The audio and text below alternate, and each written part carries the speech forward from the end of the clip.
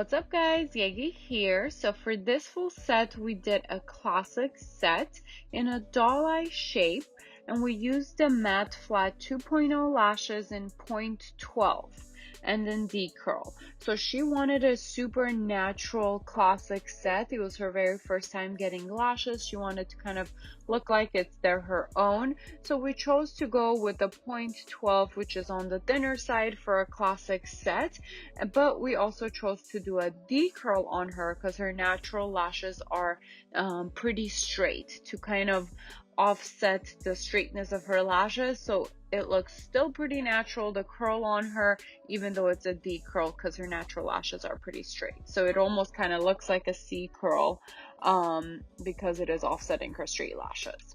Here is the mapping of exactly what we did. So you can see that the doll eye shape, we did go from shortest to the inner corner to the longest in the center, and in the outer corner we did go short again to create a round shape, but we didn't use the shortest length, which is 12, as we did in the inner corner. So this is a very popular way of mapping for a doll eye lately. You don't do super symmetrical, you just skip the very short length that you use for the inner corner for the outer corner. Like you could see, we used lengths 12 through 14 for her, and she does have pretty small eyes. So at first the length 12 for her inner corners, we thought it might be kind of too long, but after measuring it, her natural lashes were pretty long, although they were straight. So the length 12 for the inner corners ended up being nice and natural, as we can see in the after video.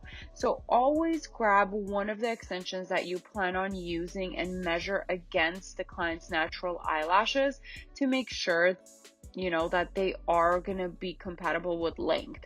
So what I like to do, if somebody says they want a really natural look, I'll measure it against their natural lashes and only have them be like the most like 2 or 3 millimeters longer than their natural lashes, and that'll be a good short length for them, or a very natural look for them. And that's kind of what we did over here.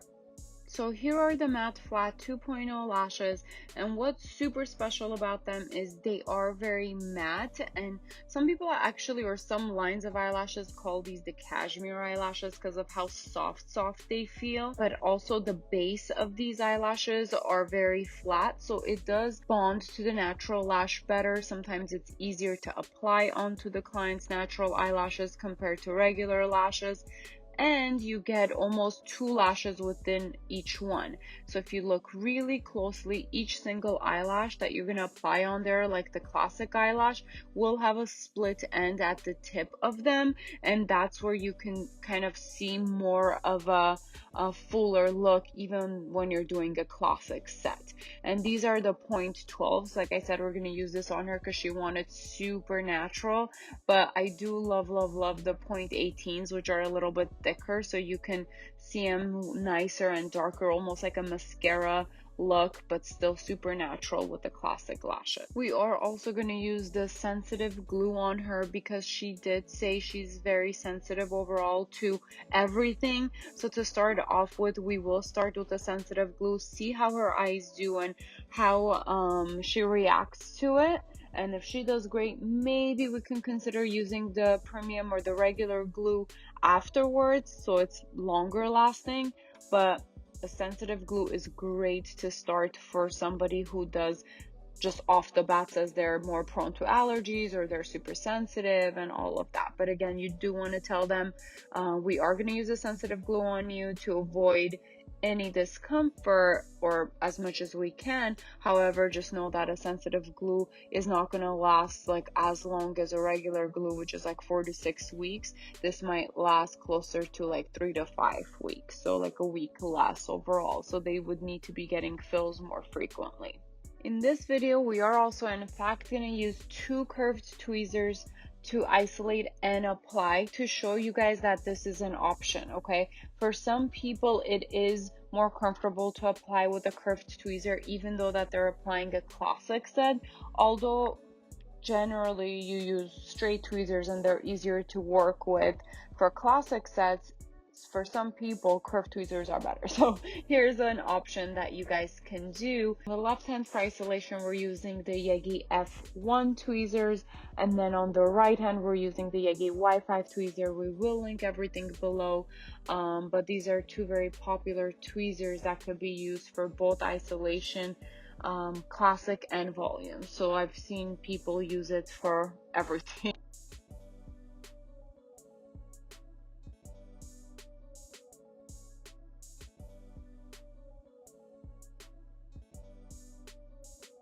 We have already taped her under eyelashes and we're ready to apply the lashes. At this point, we also have selected all the lengths we're going to use and all that good stuff.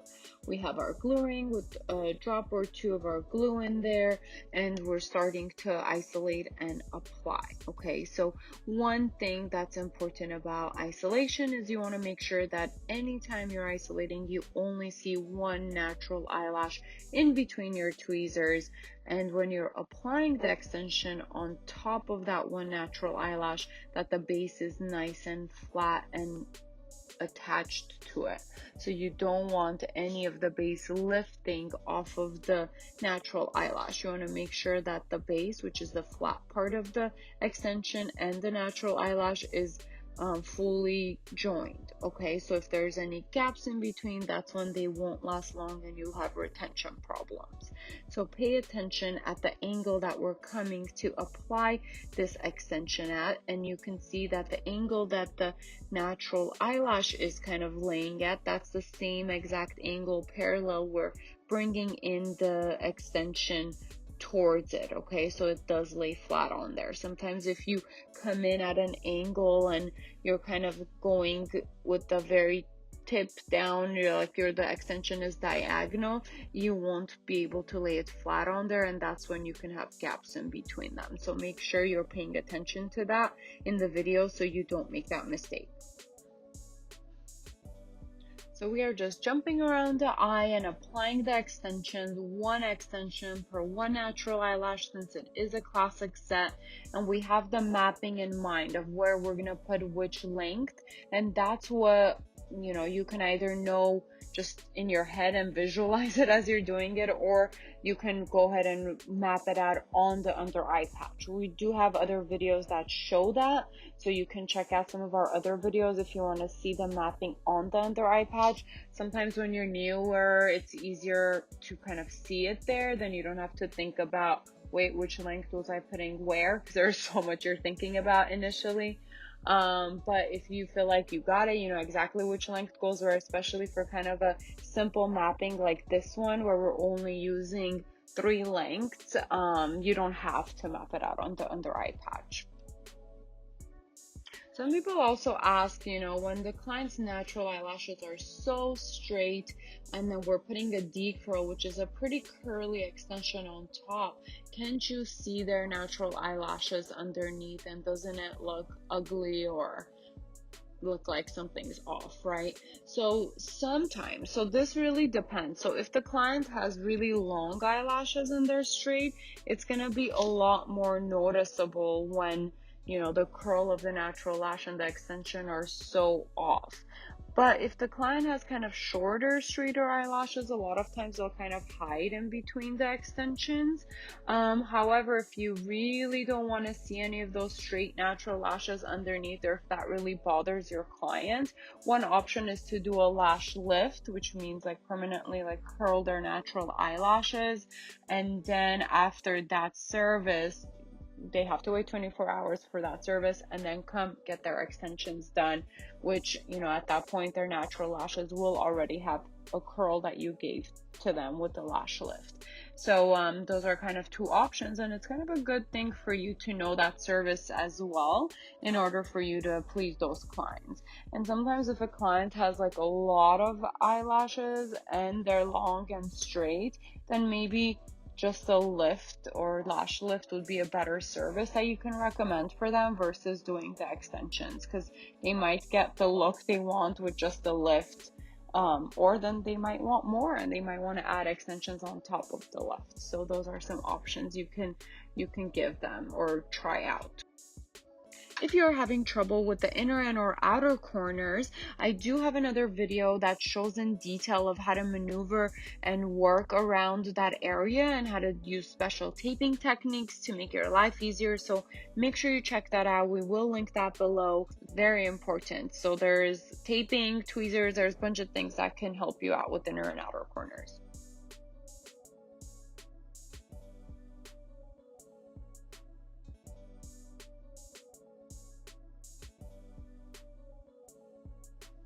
Now we're just going to continue filling in all the lashes, and we want to make sure every single one of the natural lashes has an extension on there. We don't want to be lazy, we don't want to rush it. We want to take our time and make sure and double check that every single one of the natural lashes has an extension on it, because that's how we're going to make sure that the full set is going to last. Because remember, we naturally shed our hair, which means also our eyelashes. So if we don't have enough extensions on there and the natural eyelashes are shedding, the extensions are going to shed with them.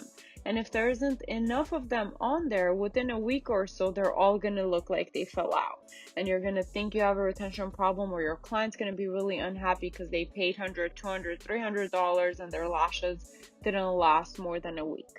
Okay, so make sure you practice this, and I promise you at first it may seem like it's impossible or it takes forever and there's so many lashes, but after practice you will be able, after I want to say a couple months of continuous practice and consistency, you will be able to not even think about it and apply it on every single lash within like 2 hours. So and 2 hours is a good average time for a classic full set. Okay, with a lot of practice and a lot of dedication to trying to do it fast, you can cut your time down to 1.5 hours, but probably less than that is not that realistic if you want to do a good job and put it on every single lash. So remember, quality is better than quantity, and that's same with the time. It's better for you to do a great job than rush through it.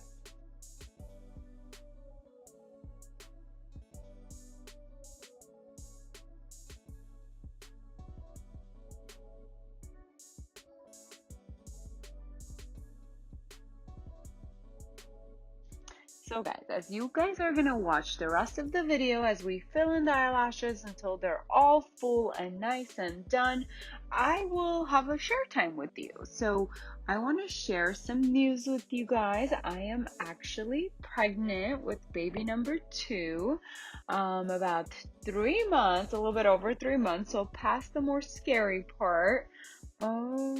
Yeah, so that's why I've been a little bit more low energy, I want to say. I've been feeling nauseous and dizzy and all the fun stuff that comes with pregnancy. But now that I'm kind of done with my first trimester, it is getting easier. So hopefully I'll get all my energy back. But with that said, I am actually excited and also terrified for having 2 babies under 2. So in about 6 months, life's gonna get really interesting and adventurous. For those of you that are mamas out there, especially with 2 tiny babies, if any advice you have for me, I would love it and appreciate it. Because like I said, at this point, I'm like, okay, I need to hire a nanny, a housekeeper, somebody to run my personal errands, somebody to do my hair and makeup and make my bed and all of the above, because I'm a little terrified.